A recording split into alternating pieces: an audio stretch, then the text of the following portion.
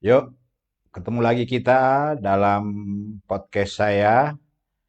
Kali ini saya akan berbicara terkait kelebihan, kekurangan dari salah satu teknologi AI yang saat ini sangat baik ya untuk digunakan dalam dunia pendidikan dan bukan cuma dunia pendidikan, bisnis dan lain sebagainya, penelitian dan lain sebagainya ya, dan kegiatan-kegiatan lainnya ya. Ini teknologi apa itu? Ya kita lihat ada ChatGPT itu yang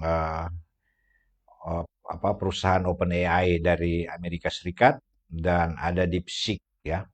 Kemudian ada juga data analisis. Data analis ini juga dia berkolaborasi dengan OpenAI ya. Adalah bagian daripada OpenAI. Jadi kita akan melihat terkait tiga teknologi AI yang digunakan saat ini atau yang mulai banyak digunakan. Apa kelebihan kekurangan dari masing-masing teknologi ini? Oke, kita lanjut saja ya. Oke, jadi uh, bicara terkait Chat GPT, DeepSeek, ini adalah dua nama besar. Demikian juga dengan ya di dalamnya ada data analis yang uh, dalam satu company ya. Kalau DeepSeek itu adalah company-nya di uh, perusahaan Cina ya. Memang dari segi perangkat keras ini instrumen atau sistem yang digunakan oleh ChatGPT, data analis dan DeepSeek ini memang saat ini dari segi powerful ya boleh dikata ChatGPT lebih powerful. Cuman dari penggunaan teknologi uh, hampir sama powerfulnya. Memang nanti kita lihat kelebihan masing-masing, tapi kita lihat ya ada masalah. Misalnya DeepSeek itu ada band daripada salah satu hardware yang produksi untuk prosesornya Nvidia yang tidak menjual ke China ya, tapi China dengan kemampuan prosesor yang dia buat sendiri itu untuk menjalankan teknologi AI ini yang namanya DeepSeek ini itu mampu mengimbangi teknologi daripada ChatGPT. Oke, tapi itu saya tidak bicara dalam terkait hardware. Saya hanya melihat fungsi dari masing-masing ya untuk kali ini ya. Di berikut mungkin saya akan coba bahas lebih dalam ke hardware. Kali ini penggunaan teknologi AI-nya ya. Jadi AI generatif semakin berkembang ya. ChatGPT dan DeepSeek menjadi dua nama besar ya. Ini dua nama. Jadi kita lihat dulu yang ChatGPT dan DeepSeek ya. Kelebihan dan kekurangan. Jadi apa itu AI generatif? Ya sebagaimana yang saya penggunaan dalam kehidupan sehari-hari, saya kira itu yang sudah pernah saya bahas sebelumnya ya, terkait AI. Di dalamnya ada uh, machine learning, ada deep learning, dan ada generative AI. Dengan masing-masing algoritmanya, untuk machine learning ada berbagai macam algoritma, deep learning ada berbagai macam algoritma, kemudian generative AI ada berbagai macam algoritma. Dan itu yang kombinasi dari algoritma-algoritma tadi seperti machine learning, deep learning itu diolah di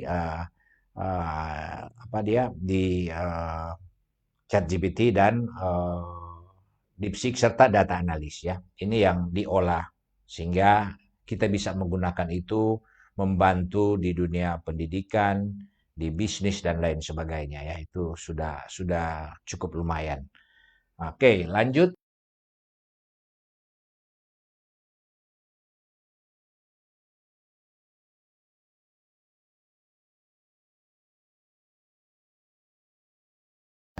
Cocok untuk chatbot dan layanan pelanggan ya. Ini ChatGPT.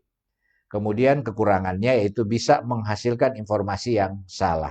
Tidak selalu memahami konteks yang rumit, yaitu harus hati-hati dengan ChatGPT. Jadi tetap uh, klarifikasi itu kita perlu ya setiap kali apa yang kita prompt itu dalam kita meminta atau kita bertanya kepada mesin ini ya, ChatGPT ya. Ini adalah mesin AI ya, dengan teknologi yang cukup hebat saat ini ya. Ini yang tercanggih saat ini. Uh, jadi kekurangan daripada ya ChatGPT itu kita tetap harus hati-hati, jangan sampai apa yang kita minta itu tidak sesuai, karena jangan telan mentah-mentah lah. Harus kita uh, konfirmasi dengan referensi yang sekiranya itu keabsahannya lebih baik. Jadi itu ada kekurangan daripada ChatGPT. Nah, kelebihan dan kekurangan DeepSeek ya. Kelebihannya yaitu lebih akurat dalam analisis data teknis. Cocok untuk riset akademik dan pemrograman ya itu. Jadi ini DeepSeek itu punya kelebihan di situ ya. Oke. Sementara kekurangan dari DeepSeek ini itu kurang user friendly untuk pengguna awam. Tidak sepopuler ChatGPT dalam aplikasi umum, yaitu tadi ya saya sudah sempat singgung juga di awal ya. Kekurangan daripada DeepSeek dari segi utility ya, dari hardware, penggunaan hardware ya masih teknologinya masih ChatGPT OpenAI ini yang lebih hebat dari DeepSeek. Tapi ya kita boleh lihat ChatGPT kan sudah running jauh hari sebelumnya, DeepSeek kan belum lama muncul ya. Mungkin sudah ada sama-sama, tapi yang sudah lebih populer adalah ChatGPT. Jadi ini sedikit perbedaan antara kelebihan dan kekurangan dari ChatGPT dan DeepSeek ya. Kemudian dampak AI generatif. Generatif AI ini ada yang bagian lebih dalam daripada AI, yaitu dari machine learning lebih sederhana algoritmanya, kemudian apa dia menggunakan deep learning yaitu sudah lebih kompleks lagi, dan generatif AI sudah akumulasi atau sudah kolaborasi dari berbagai macam algoritma, sudah lebih dalam. AI menggantikan pekerjaan administratif dan kreatif ya. Ini AI sekarang ini sudah meningkatkan efisiensi di berbagai bidang termasuk pendidikan, bisnis dan riset. Risiko deepfake, misinformasi dan bisa AI yang perlu diawasi. Jadi bias AI ya. Ini ya hati-hati juga dengan AI. Artinya di satu sisi dia punya manfaat powerful, tapi di satu sisi juga itu ada deepfake, ada misinformasi dan ada bias AI yang perlu kita awasi ya. Deepfake artinya sekarang ini kita lihat sudah banyak sekali penipuan-penipuan ya dengan menggunakan teknologi AI mengenerate seolah-olah yang bersangkutan padahal itu hanya buatan AI ya, membuat seolah-olah video-video yang sebenarnya bukan yang bersangkutan yang sedang berbicara, tapi itu dimanipulasi dengan teknologi mulai dari text to voice, kemudian voice to video, picture to video. Ini semua adalah algoritma-algoritma dalam generatif AI atau kombinasi daripada machine learning, deep learning dan generatif AI ya. Itu ya, di dalamnya ya. Kemudian bagaimana ChatGPT dan DeepSeek akan berkembang di masa depan. Nah, ini dia ya. Oke, kita lihat semakin ke depan ya. Jadi DeepSeek dan ChatGPT sendiri kita sudah lihat tadi ya. ChatGPT lebih umum digunakan, sementara DeepSeek lebih fokus pada analisis mendalam ya. Keduanya memiliki potensi besar dalam AI generatif AI, yaitu bagian terdalam atau lebih kompleks daripada teknologi AI ya. Oke, saya belum pernah membuat kalau machine learning, algoritma yang ada di dalam machine learning dan algoritma yang ada di deep learning itu saya sudah mencoba ya, baik dalam bidang ilmu saya maupun bidang-bidang ilmu yang lain ya. Itu saya sudah coba ya. Tapi kan generatif AI belum ya. Memang saya dan mahasiswa sedang berkolaborasi untuk coba membuat seperti model face recognize dan lain sebagainya. Itu ada di bagian daripada dia dalam bagian di apa dia di generatif AI. Oke, ini yang menjadi kesimpulan daripada perbedaan antara atau kelebihan kekurangan daripada ChatGPT dan DeepSeek. Nah, sekarang bagaimana ada data analis ya? Bagaimana ketiga ini kita melihat? Karena data analis itu adalah bagian juga daripada ChatGPT ya. Jadi kalau kita berlangganan berbayar ChatGPT, kita juga akan mendapat data analis dan DALL-E untuk menggambar atau mendesain bangunan-bangunan dan lain sebagainya dengan teknologi AI, yaitu kita akan dapat itu. Nah, tapi kita akan melihat tadi ChatGPT DeepSeek sudah kita lihat lebih awal tadi. Nah, sekarang bagaimana dengan adanya data analisis ya. Jadi sama ini ya, sama kita AI generatif semakin berkembang dalam berbagai bidang. ChatGPT dan DeepSeek adalah dua teknologi yang menonjol saat ini. Kemudian data analis berbasis AI membantu dalam pengolahan data dan analis. Jadi kita lihat tadi ini AI generatif, kemudian chat di GPT dan DeepSeek itu tadi sudah dibahas kelebihan kekurangan. Kemudian data analis berbasis AI membantu dalam pengolahan data analis. Jadi lebih khusus menganalisa data ya itu dia lebih spesifik dia adalah data analis. Jadi ini uh, kemudian apa itu ChatGPT, data analis dan DeepSeek, saya ulang lagi. Jadi model AI dan OpenAI yang digunakan untuk pemeriksaan bahasa alami tadi sudah. Data analis AI yang membantu dalam analisis data, visualisasi dan prediksi ya. Jadi data analis itu membantu data analisa dalam analisis data dan visualisasi serta prediksi dalam bentuk grafik. Saya sudah menggunakan ya semua ini. DeepSeek juga saya sudah gunakan dan saya yang sudah berbayar yang ChatGPT dan data analis ini ya. Saya sudah pakai bahkan sudah mendapat income ya dari penggunaan ChatGPT terutama data analis seperti main saham, bikin-bikin program ya sudah bikin program-program untuk disiplin ilmu saya dan ilmu yang lain. Cuma itu belum belum optimal, masih tahap-tahap awal ya. Tapi yang sudah saya gunakan karena ini data analis itu sudah saya gunakan seperti bermain saham dan lain sebagainya. Ini cukup powerful dalam analisa saham. Teori-teori saham itu begitu bagus dianalisis dengan menggunakan data analis AI ini ya. Kemudian di DeepSeek itu AI dengan fokus pada analisis mendalam dalam pemrosesan data yang kompleks ya. Sementara perbandingan ChatGPT, data analis dan ChatGPT lebih fleksibel untuk percakapan dan informasi umum seperti tadi. Data analis AI lebih fokus pada pengolahan data statistik dan prediksi. Ya, ini kelebihan daripada data analis ya, bisa memprediksi ya. Oke,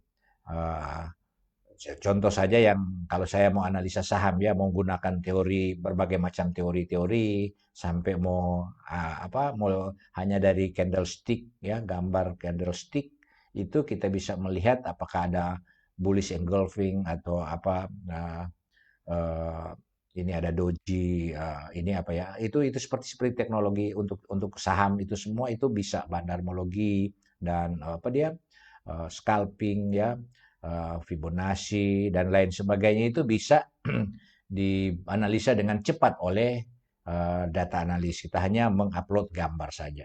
Saya sudah mencoba menggunakan ChatGPT, data analis dan DeepSeek ya. Nah, cuman memang saya masih lebih nyaman menggunakan data analis karena seperti ini perbedaan-perbedaannya ada ya. Jadi DeepSeek lebih akurat dalam analisis data teknis dan riset ilmiah itu data-data teknis riset ilmiah. Memang saya belum banyak mengeksplor DeepSeek, baru banyak di ChatGPT dan data analis. Di DeepSeek saya baru mulai mencoba dan masih menggunakan yang versi gratis. Mungkin powerfulnya saya sudah coba untuk misalnya analisa saham atau analisa membuat program dengan DeepSeek ya, membuat program analisa disiplin ilmu saya, baik di bidang teknik sipil, kedokteran ya, dengan ekonomi, hukum dan lain sebagainya. Saya sudah coba dengan ChatGPT membuat program, begitu juga dengan data analisis dan DeepSeek saya sudah coba dan saya memang masih merasa nyaman dengan ChatGPT dan data analisis. Mungkin DeepSeek karena masih versi gratis jadi mungkin belum optimal saya menggunakan. Tapi ke depan mungkin akan saya lebih coba lagi ya untuk supaya lebih mengkonfirmasi hasil daripada ChatGPT dan DeepSeek serta data analisis. Oke, kelebihan dan kekurangan ChatGPT tadi ini sudah saya sampaikan. Jadi fleksibel dan mudah digunakan, mendukung berbagai bahasa, cocok untuk chatbot layanan. Kekurangan bisa ada bias DP informasi, tidak selalu memahami konteks yang rumit ya.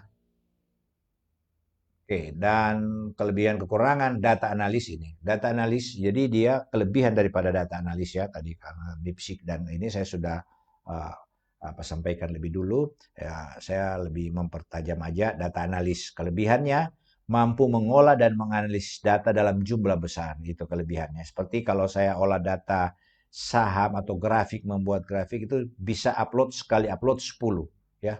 Sekali upload 10 dan itu juga bisa dengan ChatGPT. Cuman menganalisa data-data misalnya laporan keuangan dan lain sebagainya ya, grafik-grafik apa saja, meminta kesimpulan daripada satu analisa keuangan dan lain sebagainya, analisa data-data eh, ya data-data apa saja, data-data kesehatan, data ekonomi, data lain dan lain sebagainya itu dia bisa dianalisa dengan data analisis dalam jumlah yang besar, membantu visualisasi data dan prediksi tren. Jadi kita bisa menginput hanya data dan membuat grafik dengan begitu cepat. Kan kalau kita membuat grafik kan kita kadang perlu Excel dan lain sebagainya. Kalau dengan data analisis ini kita bisa membuat berbagai macam laporan. Kemarin saya ada teman, dia hanya kasih Excel ke saya. Kemudian Excel, kemudian saya coba satu laporan proyek ini ya. Kemudian dia bilang tolong bikin laporan berdasarkan data koleksi data lapangan ya. Kemudian dia mau tampil grafik antara variabel A, B, C, dan semua ada 10 atau 15 variabel di situ. Tolong dibuatkan antara grafik A dan B, hubungan A dan B, C dan D dan E, dan seterusnya. Dan setiap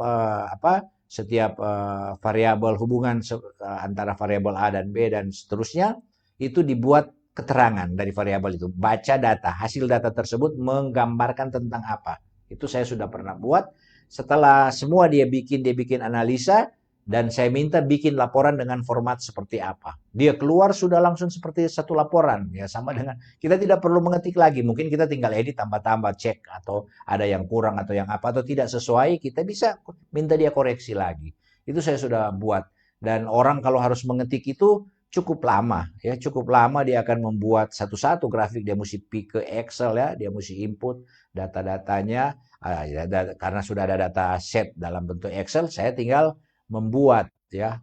Nah, itu jadi cepat. Bahkan itu bisa bikin membuat laporan. Kalau di Excel kan kita cuma bisa bikin misalnya variabel A dan variabel B, bikin grafik scatter, grafik apa itu? Grafik ya bar chart dan lain P chart ya. Kita tinggal sebut saja grafik apa yang kita akan buat antar variabel-variabel yang ada dalam tabel Excel tersebut. Nah, kalau Excel kan kalau cuma sampai bikin grafik kan sama, kemampuan dengan data analisis sama.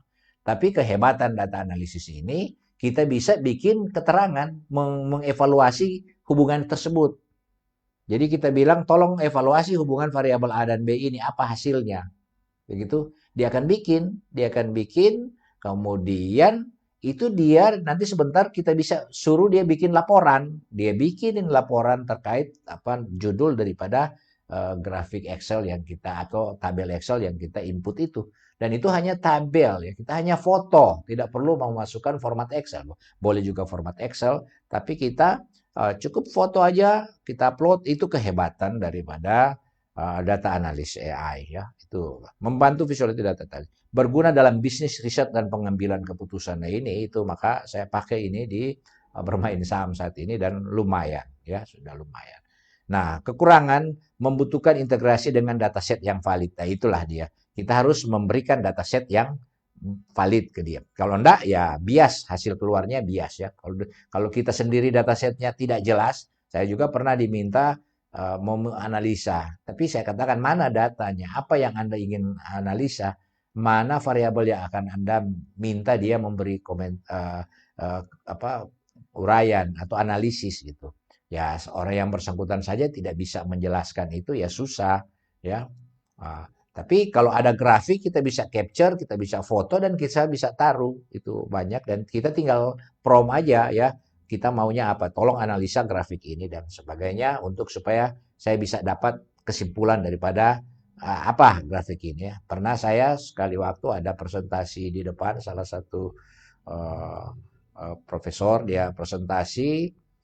Kebetulan saya tidak mengerti apa yang dia sampaikan, hanya ada grafik. Saya ambil grafiknya, kemudian ada kata kunci yang saya lihat dia bilang, ini grafik tentang ini. Nah, hasilnya saya tidak tahu apa, tidak sempat saya dengar, saya capture dan saya apa upload ke data analisis dan dia lakukan dan dia bilang, oh gambar ini atau apa yang Anda upload ini, yang Anda unggah ini menunjukkan tentang ini gitu ya. Kalau tidak salah itu analisis transportasi atau apa ya. Pernah saya hanya isen dan betul dia belum membuat kesimpulan, saya sudah tahu duluan kesimpulannya ini hanya lewat gambar grafik, satu grafik yang dia tampilkan. Nah, itulah data analisis ya, begitu hebat ya kita bisa gunakan itu ya. Kemudian kekurangan yaitu tadi ya, data kita tanpa data set ini yang susah ya. Kalau kita punya data set itu akan baik ya. Karena dia mau prediksi kan, dia mau prediksi trennya, mau naik, mau turun. Oh gitu, itu dia harus ada punya data set ya kita prediksi. AI kan bisa memprediksi dengan algoritma yang kita inginkan ya, gitu. Cuman kalau sudah data analis, sudah tidak ada algoritma lagi, kita tinggal bermain, algoritmanya sudah dibuat oleh dia. Apa teknologi yang dia gunakan, yaitu generatif AI. Itu generatif AI itu sudah kompilasi daripada machine learning, kemudian apa dia deep learning dan generatif AI sendiri untuk gambar-gambar dan lain sebagainya kan lebih banyak bermain di pengenalan gambar dan lain OCR dan lain sebagainya itu kan bermain di generatif AI ya, deepfake dan lain sebagainya. Gitu. Jadi ini sudah jadi ya, tidak perlu membuat sendiri. Saya juga pernah membuat sendiri, tapi tidak sehebat data analis. Jadi, kemudian tidak selalu memahami konteks spesifik industri. Nah itu, maka gambar data set yang kita atau data yang ingin kita analisis itu, data setnya ini harus jelas ya. Kalau tidak, kita akan mendapat informasi yang bias. Nah itu kekurangannya. Ya, dia kan hanya mesin. Ya, dia pokoknya mesin itu apa yang kita prompt, apa yang kita tanya itu yang dia akan berikan. Jadi kalau kita tidak memprompt atau bertanya bias, maka dia akan keluar juga informasi atau informasi dari teknologi data analis ini akan bias juga. Oke, nah ini sudah tadi ya, kelebihan dan kekurangan DeepSeek sama ya, itu lebih akurat dalam analisis data teknis, cocok untuk riset akademi, pemrograman. Jadi mungkin kalau orang orang kampus ya DeepSeek gitu boleh. Tinggal kita memilih, kita mau analisa data ya kita masuk data analis. Kalau kita lebih banyak generate ke informasi yang lain ya kita boleh masuk ke ChatGPT. Ada juga Meta AI dan lain sebagainya. Sekarang AI kan ada banyak, tapi saya merasa ini yang lebih unggul karena melihat daripada percepatan perkembangannya ChatGPT dan anggaran yang dialokasikan untuk pengembangan teknologi AI ChatGPT OpenAI ini ya, termasuk ChatGPT dan data data data analis. Saya kira demikian juga DeepSeek ya. Saya belum mengeksplor lebih jauh terkait uh, berapa anggaran yang sudah dialokasikan oleh DeepSeek untuk bisa seperti sekarang ini ya. Uh, Kemudian kekurangan kurang user friendly untuk pengguna awam, tidak sepopuler ChatGPT dalam aplikasi umum. Ya saya kira ini hampir sama ya, itu DeepSeek dengan ChatGPT, namun data analisis punya kelebihan yang lain. Jadi dampak AI generatif ya, generatif AI dalam teknologi AI menggantikan pekerjaan administratif, kreatif, sama seperti tadi, meningkatkan efisiensi di berbagai bidang, termasuk bisnis dan riset, risiko deepfake, misinformasi, dan bias AI yang perlu diawasi. Bagaimana ChatGPT, data analis AI, dan DeepSeek akan berkembang di masa depan, saya kira ini akan lebih powerful ya. Kesimpulan ChatGPT lebih umum digunakan untuk percakapan, data analis AI lebih berfokus pada analisis data dan pengambilan keputusan, DeepSeek lebih cocok untuk riset mendalam dan pemrosesan data teknis. Jadi AI akan terus berkembang dan membantu berbagai sektor. Kita tahu bersama AI ke depan ini kan ya ini yang lebih powerful ya. Kita masih berada di narrow AI dan general AI ya. Nanti kan lebih advance lagi itu yang sudah kalau sekarang kan kita masih memberi prompt. kita masih bertanya. Ya nanti AI lebih ke depan ini ya mungkin sudah tampak lagi menulis, tampak lagi apa. Jadi kita akan berbicara seperti manusia saja ya. Kan dia intinya kan ini teknologi AI dia ingin meniru otak manusia ya.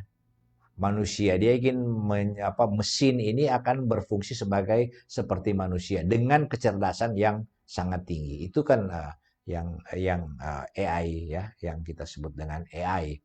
Nah, apakah itu akan sampai? Ya, bisa saja sampai. Mudah-mudahan sepanjang itu digunakan untuk kebaikan manusia, walaupun tidak dipungkiri juga banyak digunakan oleh di dalam kejahatan. Nah, saya pikir sebagai orang yang beriman, ya, saya pikir sepanjang uh, teknologi itu dia bermanfaat bagi manusia, tidak menggantikan atau tidak melupakan kekuasaan yang maha kuasa, maka saya kira ini akan berkembang. Tapi pada saat dia sudah atau manusia sudah berhamba ke teknologi ini, maka saya kira ini yang akan menjadi masalah di kemudian hari. Mudah-mudahan teknologi AI ini, teknologi dia berjalan berkembang terus, bisa membantu manusia, walaupun itu juga sekaligus menjadi ancaman, tapi kita tidak mentuhankan dia ya, karena kita sebagai orang yang percaya, kita tetap percaya kepada Yang Maha Kuasa sebagai pemilik langit dan bumi. Teknologi-teknologi ini adalah kecerdasan yang diberikan, hikmat akal budi yang diberikan oleh Yang Maha Kuasa. Mudah-mudahan itu berjalan seperti itu ya, tidak berjalan seperti melampaui kekuatan atau kekuasaan Tuhan. Nah, ini yang berbahaya. Saya kira ini yang bisa saya sampaikan. Sampai ketemu lagi di podcast saya yang lain. Sekian dan terima kasih.